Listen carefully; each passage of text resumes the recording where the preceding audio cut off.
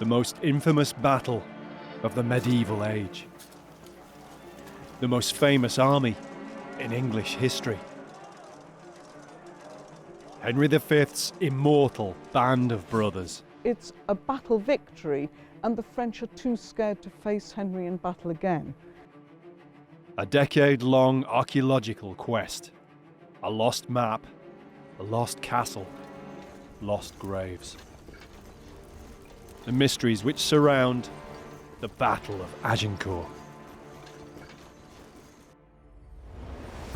The medieval world, the 5th to the 15th century. Tim Sutherland is one of Britain's most experienced archaeologists. He and a team of specialists try to understand medieval life by exploring the realm of the medieval dead. We have a classic view of the storybook medieval life. We don't hear the stories about the common man trying to keep his family alive. In our stores there are hundreds, if not thousands, of skeletons. Archaeologically speaking, we can now focus in on the medieval dead people. You're looking for clues in the skeleton all the time. And you couldn't help almost look through their eyes thinking, what did they see? How did they die?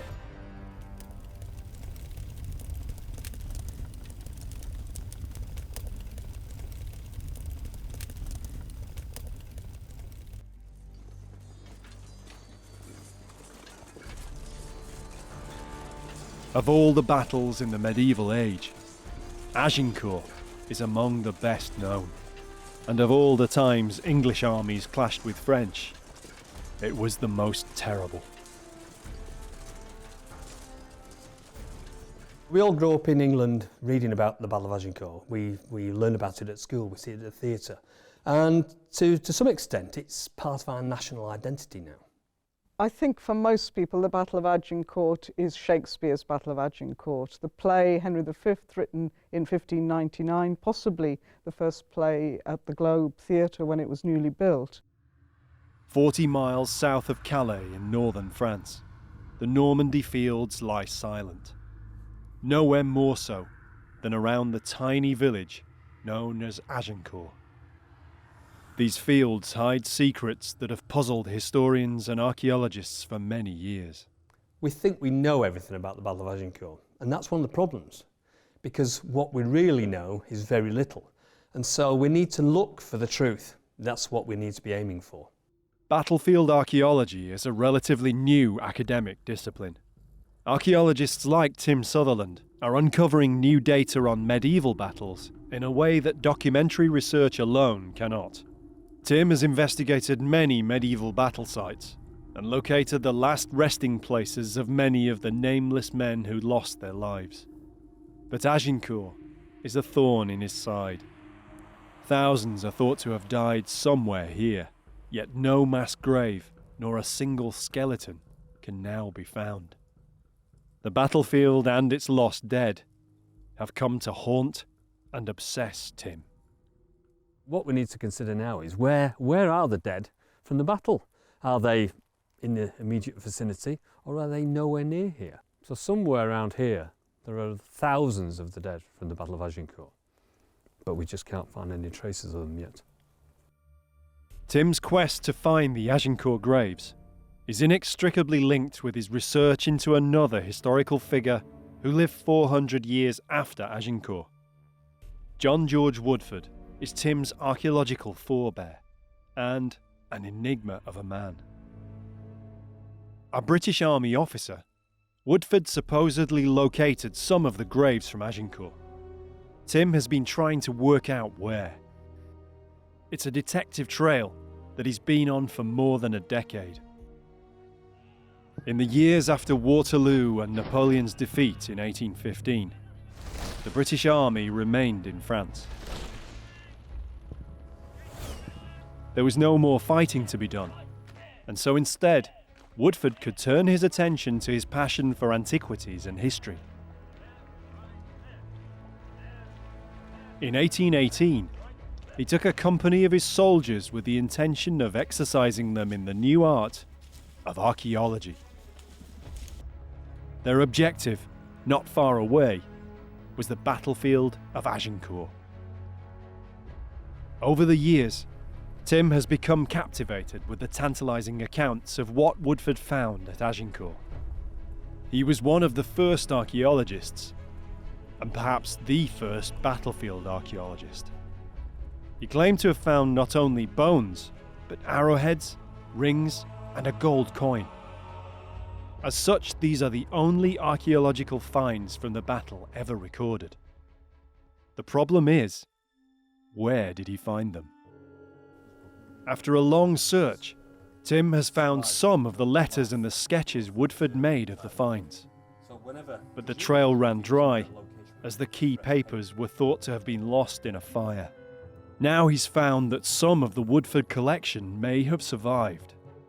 To investigate, he heads north. Woodford lived out his days in the Lake District. An eccentric antiquarian, he lived in a house overlooking Derwentwater, surrounded by his notes, letters, and artifacts, maybe including some of those he found at Agincourt. But when he died, it was all split up, and much of it was lost. Tim has found that part of this scattered material has come to light in Keswick Museum in Cumbria. Well, hopefully, we're going to examine one of Woodford's diaries, or his notebooks, and hopefully it will contain some information we're after concerning his excavations on the battlefield of Agincourt. At the time of his death in 1879, Woodford was a Major General, the last British officer still surviving from the Battle of Waterloo. He and his brother Alexander served in the British Army of the Duke of Wellington. Many of the letters and papers in the archive relate to this time in Woodford's life. It makes me wonder whether Woodford was as interested in Agincourt because he fought at Waterloo.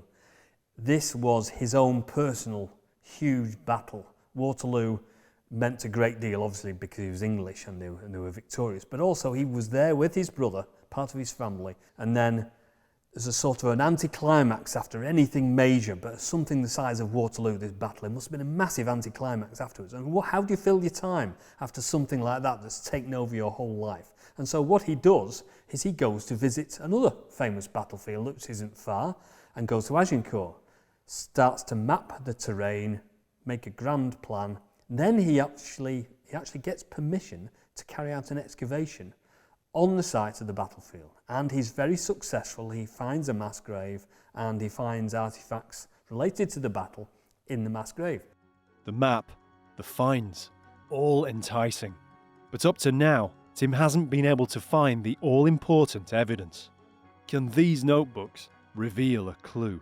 This is his private notebook. He's not expecting it to be published. In his day, he was almost unique. He was walking around doing what I would consider battlefield archaeology. He was going to certain sites and he was recording what he saw and what was there to record, including carrying out small excavations. And at Agincourt, this is crucial because in 1818, this is one of the first times this ever happens, and he's on record as happening. All the little key elements that we need to pinpoint his excavations at Agincourt are just not here yet. I've still not found them. And maybe they just don't exist any longer.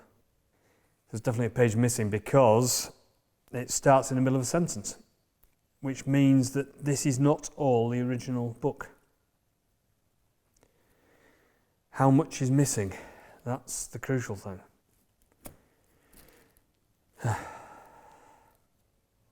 The papers are fascinating, but there's nothing here about Agincourt. Then Tim notices something else and realises what might have happened.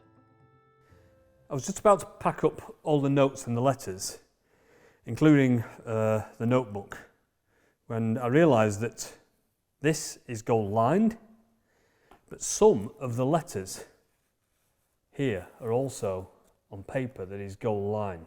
And you can see that this has been taken from a notebook. And I've seen this paper before. This paper is the exact same paper that John Woodford wrote to his brother in February 1818. So it was from a notebook identical to this that he removed the paper, wrote a letter to his brother. Now, one would assume that that notebook is the one that he was using during the excavations. In which case, has the whole notebook been disassembled and is now in fragments, such as this? So are we not looking for a notebook anymore? Are we looking for hundreds of pieces of paper, some of which contain the details of the excavations from Agincourt in 1818? He still doesn't know where Woodford found the mass grave. So it's all here. We're surrounded by so many clues, but we just need the last one. There's only one missing now, and that's it. We've got everything else. We know all we need to know about Woodford. His detail about how he walked around the landscape, his letters from the king. We haven't got that last little bit of information about exactly where he was digging. That's all I want, and I can't find it. How close can you get? How frustrating is it? It's unbelievable. I just wish he was here. I just wish I could ask him, where were you? Where were you at Agincourt? There's no magic X to mark the spot, so Tim goes back to where he started, reading Woodford's notes and the letters home about his excavations at Agincourt. Where did he discover the graves? Tim returns to the battlefield. Using all his experience as an archaeologist, he has a hunch as to where Woodford made the finds. As part of his work in 1818, Woodford drew a map showing his interpretation of how the English and French battle lines may have fitted into the landscape. Of course, it doesn't show the exact site of his excavations, but it does show the site of the Calvaire, traditionally where the French dead are commemorated, and where Tim excavated in 2007. All the surrounding fields Tim has surveyed, either with metal detecting or geophysics. Nothing relating to the battle, or even hardly to the medieval period, was found. Only one field remains. It's right next to the Calvaire enclosure. Could it be in this field, not the Calvaire itself, where the graves lie? So we're in the field to the south of the Calvaire, which lies behind us there, and we're in the field that's officially never been ploughed. This looks like a pretty flat field, and of course when the grass is really long it almost is a flat field, but now it's just early spring, and if you look really low on the ground at ground level, you can see there are certain depressions, there are certain rises, certain depressions, and of course one of the biggest anomalies in this field is this depression here, which again looks almost flat, but it's the distinct depression in this field. Now we don't know what this is. The hollow in the field is enticing. In 1818, Woodford somehow knew where to look. Was this known then as the gravesite? Or is it just a natural feature? Is this, for example, a natural sinkhole?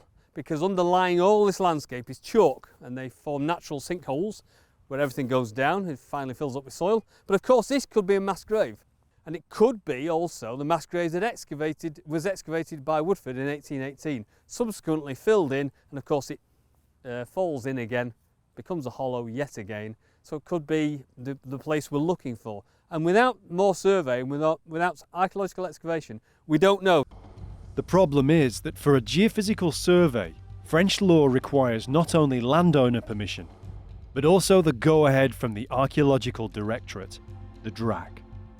This is the one field for which Tim cannot obtain archaeological permission. To say it's frustrating for him is something of an understatement.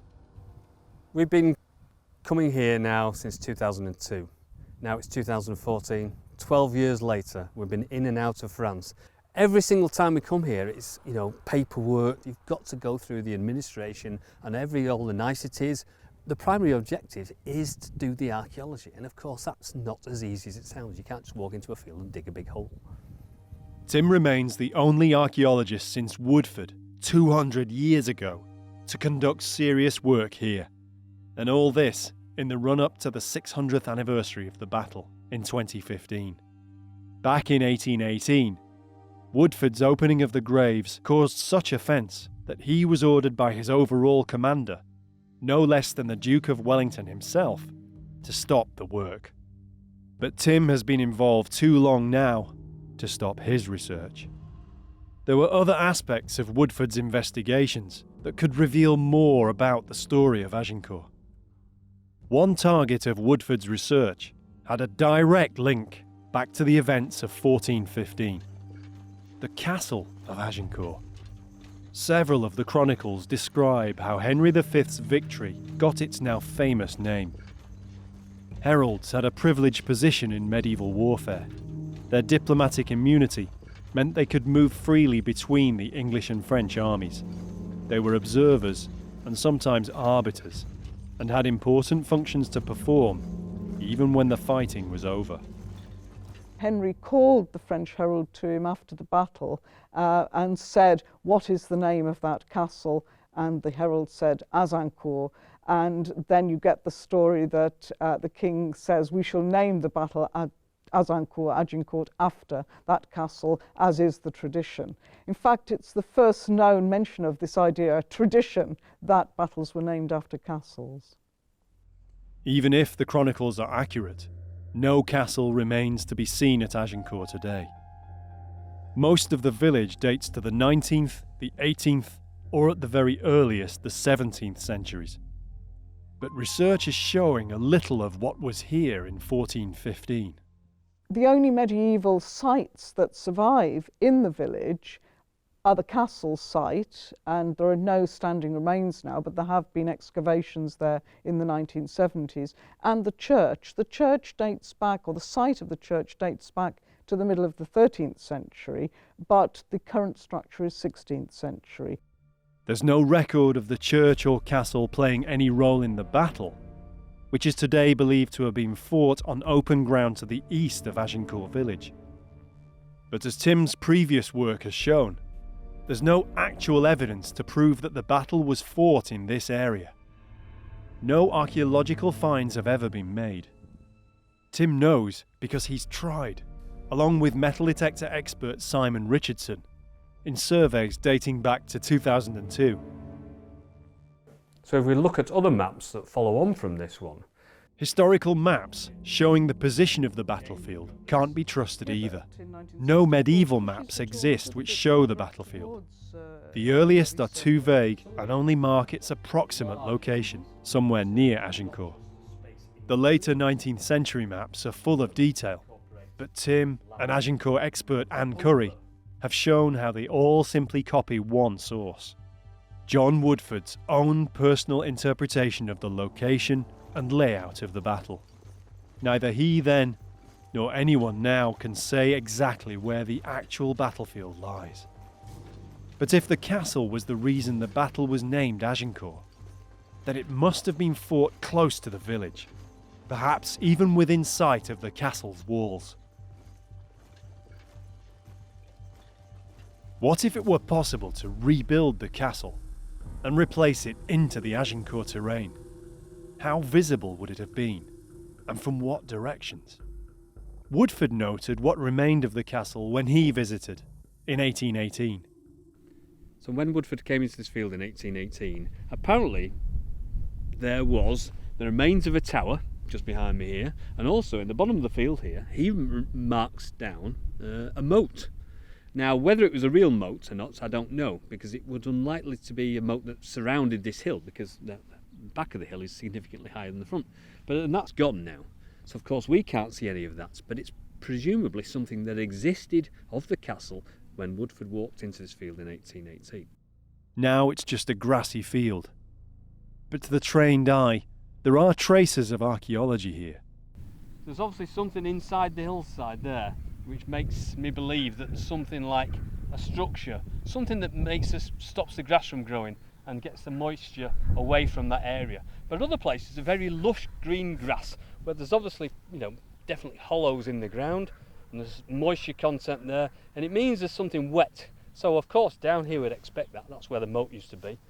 And up there we'd expect less of it, which is just exactly what happens where the grass is shorter and where there's less moisture on the hill where the castle used to be.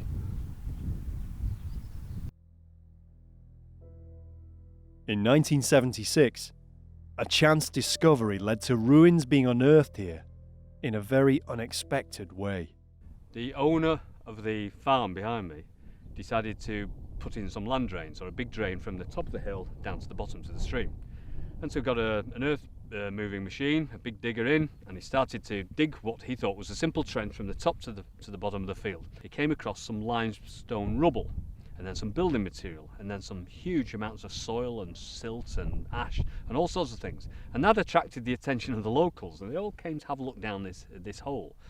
The locals had unwittingly revealed the foundations of massive walls or vaulted stone rooms, perhaps cellars underneath the castle's buildings or towers. They were there for 3 weeks digging this big hole, and then officially somebody came along and said, "Excuse me, what are you doing? This is a castle. And it's an archaeological site. Would you mind stop doing this?" And the whole thing was shut down and backfilled, and people had wandered off site with all sorts of things, from tiles and bits of pottery. So with this, all of this was disseminated around the village, and that was the end of it. After almost 40 years, all that's left is a slight scar on the hillside where the excavation took place. Nothing can be seen above the ground, but what about below? On the flat area on top of the castle hill are the modern farm buildings. One of the barns is hundreds of years old. It probably dates to at least a century or so after the battle, but it could stand on the footprint of an earlier building. The owner has agreed to let Tim have a look at the oldest remaining part, the cellar which lies beneath. Maybe this dates back to the period when the castle stood here. It's in immaculate condition. It's absolutely fantastic. There's nothing wrong with it at all. It's been blocked up. There's got a blocked up doorway here and blocked up doorways here and there and hatches. And we don't know how old it is. And we don't know if it is on the site of an earlier cellar. But it's significant that it's so close to the castle site. And it's obviously below ground. We're well below ground here. Behind these walls, are there other walls, for example? Some stone walls. Like the existing farm, the castle would also have needed cellars, but it seems unlikely.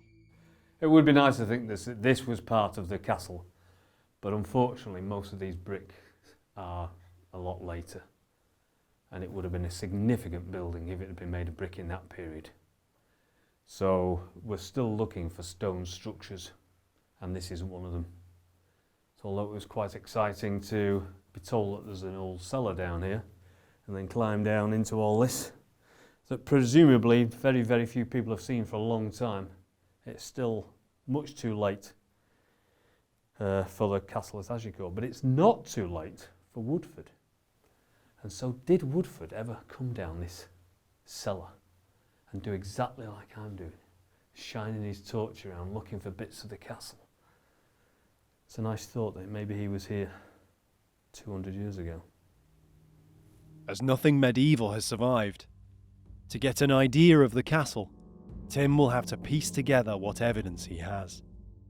Analysis of existing photographs shows the remains of the castle's footprint. The ghostly contours show hidden against the modern slopes. These features are the piles of debris where once stood the medieval walls. When the castle was abandoned and fell derelict, much of the accessible stone was probably sold or robbed, leaving just the mounds of earth. An account describes the castle as being in ruins in the decades after the battle, though its defences once boasted several round towers. So what did the building look like? To get an idea, Tim goes looking across this part of France to see what other similar-sized structures remain from the period. Large castles are relatively rare. Most are modest-sized fortified chateaux, and a good example is about 20 miles to the east at Le Chaux. We're now on the route between where Henry stayed at Harfleur and the battlefield at Agincourt. And they would try to avoid the big castles and the big fortified towns at this point because obviously it meant more trouble for them. But it's interesting in that if we look at the walls and the type of the structure, we can hopefully compare it to what was at the village of Agincourt. It gives an idea of how high the walls and towers could possibly have been at Agincourt. So even if the building was only on a modest scale, we can visualise the fact that it would have had stone round towers, would have had some sort of curtain wall. And so the scale would have been relatively impressive in terms of the village, but we don't know how big or grand it was in the greater scheme of things. And that's one of the things that we're interested in. Even a small castle could have been seen for miles on this terrain. So, for it to be visible from the battlefield, then it could have lain in any direction. Again, Tim goes back to Woodford's research. Is it possible that he missed something? He's found a clue, just a shred, but it's tantalising. As well as digging in the ground, Woodford also spoke to the villagers of Agincourt, recording stories relating to the battle, handed down over generations. They're impossible now to prove or disprove, but they do offer fascinating insights into where the battle might really have been fought. At that time, it would have been really important for Woodford to tap into the local folklore, to find out what they believed about their environment and how their fathers, their grandfathers had grown up in that environment, and also the stories they would have told each other. If we can find out what Woodford found out himself from those locals, it's almost like listening to the locals themselves 200 years ago. Contained in Woodford's letters are references to some of these discoveries. A now lost stone in the village, thought to have been a memorial to a French knight on the spot he was killed. The traditionally held belief that the battle actually began here in the village, not out in the fields, and evidence to support this in some of the surviving place names. A field known as Longley, a hill called perhaps grimly Montmorival. Looking at all this evidence that we've accumulated from Woodford's notes, it just made me think that maybe we could possibly be missing something that's quite obvious. Maybe the battle didn't start where it's supposed to have started, and there is an alternative view. Traditionally, the interpretation is that the two armies faced each other on this plateau to the east of Agincourt village. The epicentre was thought to be approximately marked by the position of the Calvaire. Crucially, the road on which it sits is not known for sure to have been there in 1415. Woodford's evidence seems to hint that the battle at least broke out in an area a mile or so away from the currently held battlefield. This is where the main road ran into Agincourt village, the main route that Henry's army was following. It's not like today. Back in the medieval period, roads would have gone from village to village so that people could have communicated with each other. They would have moved from village to village across a landscape, and an invading army would have done exactly the same thing. They would have gone from village, taken what they had, moved on to the next one. And so they wouldn't be just moving around the landscape willy-nilly. They would have actually been going from one set place to another set place and moving on progressively across the landscape. The valley is narrower than the wide open ground to the east. There's less open space here for the larger French army to fully deploy. On the other hand, this would have evened the odds in favour of the smaller English army, whose archers would have been able to concentrate their shooting at the compressed mass of enemy to their front. We're in the valley between the villages of Maisoncelles and Agincourt, and the army had to travel between the village behind me here, and they had to travel up this road, because this is almost certainly one of the earlier roads, because it links the two villages, and they had to go to the village behind me. And somewhere north of the village of Maisoncelles is the battlefield of Agincourt. We know it took place somewhere around here, but we don't know exactly where. It could be over there, or it could be over there, it could be behind us. When Woodford came here, he was told by the French that this local area here is where the battle started. Now that's significantly different from where everybody else is saying that it started. Right behind us, right over there, about a mile away. And so one would expect that for some reason the locals thought this battle started here. It's at least possible that the battle began near to this part of Agincourt, then spreading to the wider fields here, or the more commonly held battlefield location to the east. I think one thing to bear in mind is that there is still no archaeological evidence of the Battle of Agincourt, and that's really important, because without that everything is conjecture. We're looking at local legend, folklore, little bits of history. Basically it could be anywhere, and it's the archaeological evidence that will finally tie it down or nail it down to a very specific spot in this landscape. If there are hundreds, perhaps thousands of men buried somewhere here, what's certain is that they were mostly French. But what of Henry's victorious soldiers? Their casualties were relatively low, and the campaign won. Many returned to England. Who were they? The narrative accounts of Agincourt, both on the English side and the French side, only really mention the aristocracy by name. That's particularly true of English accounts. They mention very, very few people. They're only interested in the king and his immediate royal family and leading nobles. Our studies have suggested there are about 45 surviving tombs or brasses of people who are known to have been on the Agincourt campaign. Not all of those, of course, actually fought in the battle. Some were invalided home. Shakespeare leaves us with the idea that these 45 were among Henry's braves, his happy few, his band of brothers. But was this really the case? So I've always wondered whether Henry's knights came home from the Battle of Agincourt and were celebrated as heroes in their own right. Was it like the Battle of Waterloo in Woodford's time, where they were known as Waterloo men for the rest of their lives and celebrated as such? Did England really have a sense of its great victory? Or did Shakespeare invent this for the benefit of his contemporaries 200 years after the historical events?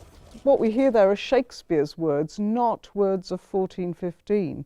Take, for example, the idea of the band of brothers, the idea that those people who fought together at Agincourt had some special relationship with each other as a result of it. That's completely an invention of Shakespeare. What we're dealing with here is a professional army. We have about 320 people entered into contracts to serve on the campaign of 1415. The tombs and memorials of the Agincourt victors are scattered throughout England. These are mostly just the men who survived the campaign, who came home and continued their lives, and who died in many cases decades after the battle. Were their lives enhanced by their being able to proudly say they were at Agincourt? It was a campaign for which they intended to serve for 12 months, so it was probably a campaign of conquest rather than towards a battle. The nobility on the campaign would have known each other already pretty well, and there would have been knights and other members of households, again, that are well linked to the commanders. But the idea that there was something very special linking all of these people together, that after the battle they had a kind of like an old comrades club emerging from the fact they'd served together at Agincourt, is a complete myth. Most of the effigies, brasses or inscriptions of Agincourt veterans are of privileged men who would have been memorialised anyway. Now, after years of fruitless searching for the graves at Agincourt, it seems Tim and Anne Curry will finally encounter the remains of one who was there in the battle that day. They've come to St Albans, where they've been granted special access to the tomb of one of the main English figures in the battle, and one of the brothers of King Henry V himself. Henry set off in 1415 with two brothers with him, his next eldest brother Thomas Duke of Clarence, who was invalided home with dysentery from Harfleur, and his youngest brother Humphrey Duke of Gloucester, and he is with him at the battle. Humphrey Duke of Gloucester was 25 years old at the time of the battle. He lacked fighting experience and was perhaps eager to prove himself. You've got to bear in mind that these are the aristocracy. They'd have trained in the use of arms from an early age, the use of the horse, all of that kind of thing. Maybe he participated in the foot joust, various other activities of that sort, and he would have been closely linked to his brother. Unusually, Humphrey's bones today aren't buried or sealed away. The coffin is in an open vault just beneath the shrine of St Alban himself. Right, so apparently he's down here. Yeah. So he's not exactly under the tomb, but this is apparently a modern reconstruction of the entrance. Oh yes, quite a long way down. Yeah. Shall I go first? Mm-hmm. Should be interesting. Well, after you, I think, Tim. Thank you very much. I'll my slightly larger feet. These are very worn. In fact, Well, I guess a lot of people came into here in the 18th and 19th centuries when they had the coffin open. The tomb lay lost and undisturbed for over 2.5 centuries before this concealed staircase was rediscovered by accident. so this tomb was prepared for Humphrey. It was indeed. He died at Bury St Edmunds, and he was brought from there after being disembowelled and embalmed, brought from there and buried in here on the 4th of March, 1447. Some people, of course, think that he was murdered at Bury St Edmunds. He'd been arrested for treason and died a few days later. In the decades after Agincourt, Humphrey had become embroiled in the factionalism of the early years of the Wars of the Roses. The exact cause of his death is still shrouded in mystery and conspiracy.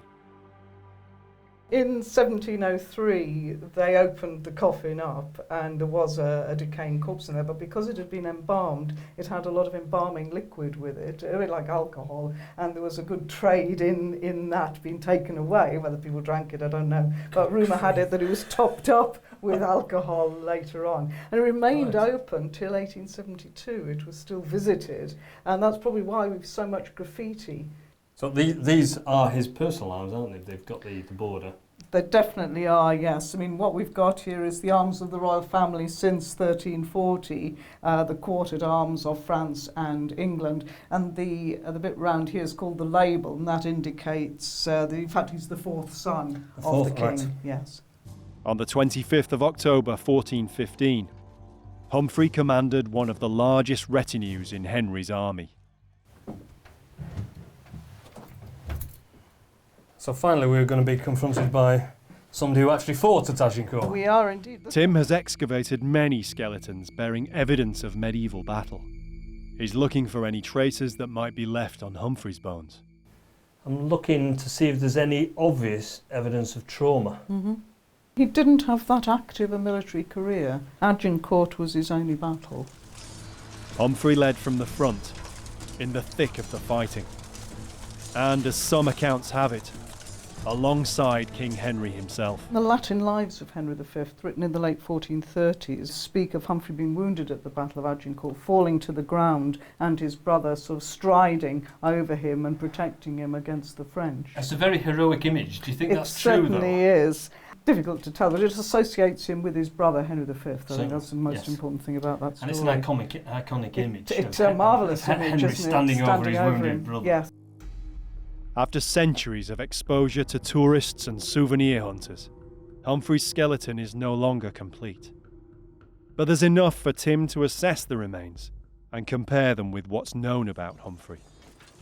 He was described as a tall, athletic man, strongly built, a natural warrior.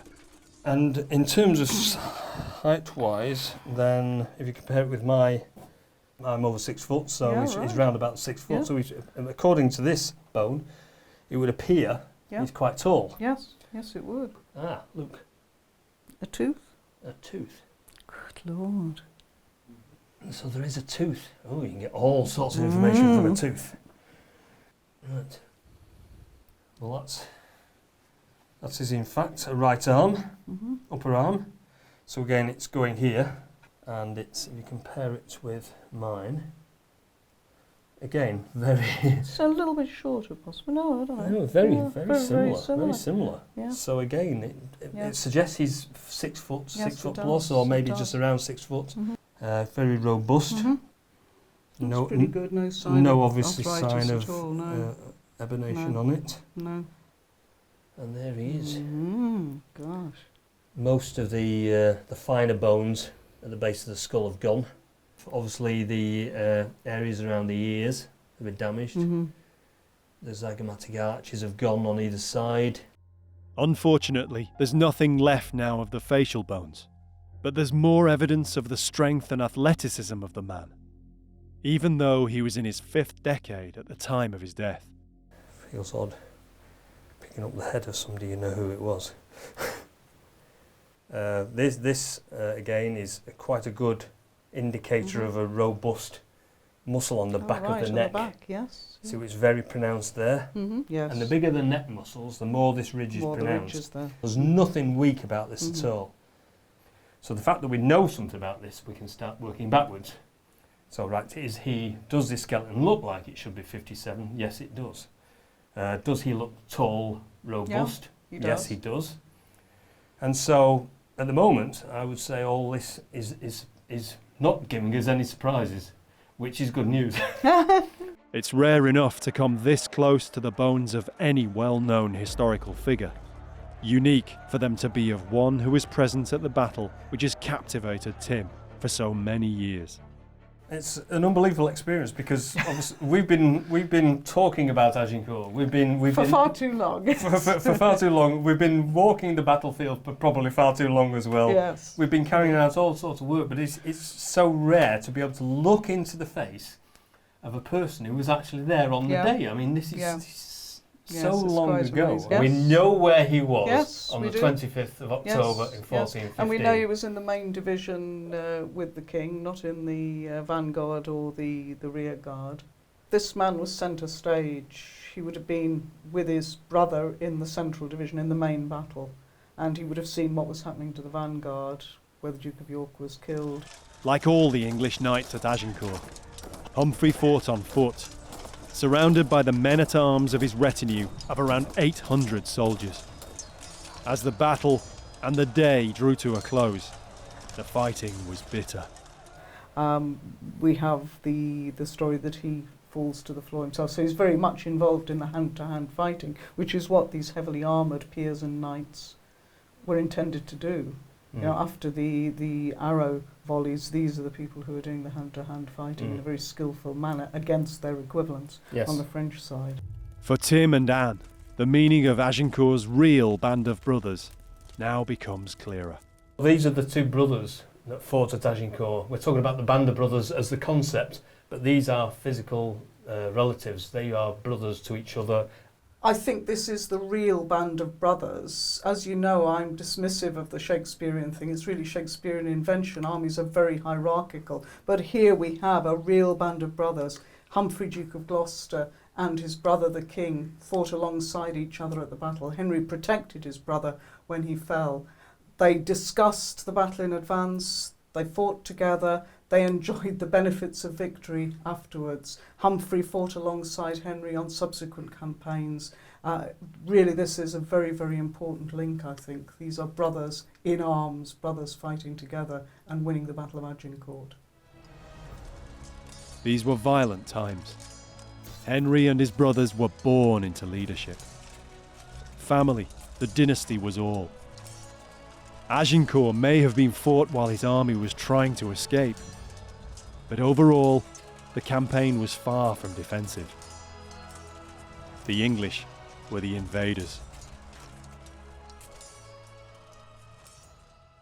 I think what I'd like to recall is the fact that the English really had no right to be there. We've got never to forget that Henry V was an aggressor. He didn't really have a claim to the north of France. Maybe he had a claim to Gascony, but it was an invasion. It was a war of aggression. Quite often, he is portrayed as a hero. In fact, maybe we should see him as an aggressor. The other thing we should bear in mind is the English and the French were enemies for many centuries. 1904, the Entente Cordiale, and then the First World War brought them together. And now we have a Europe that is peaceful because of the effects essentially of the First and Second World Wars. Maybe we should look back without too much idea of the heroism and the colourful nature of medieval warfare, but regard it as warfare and quite a serious thing that we should condemn as much as we condemn modern warfare.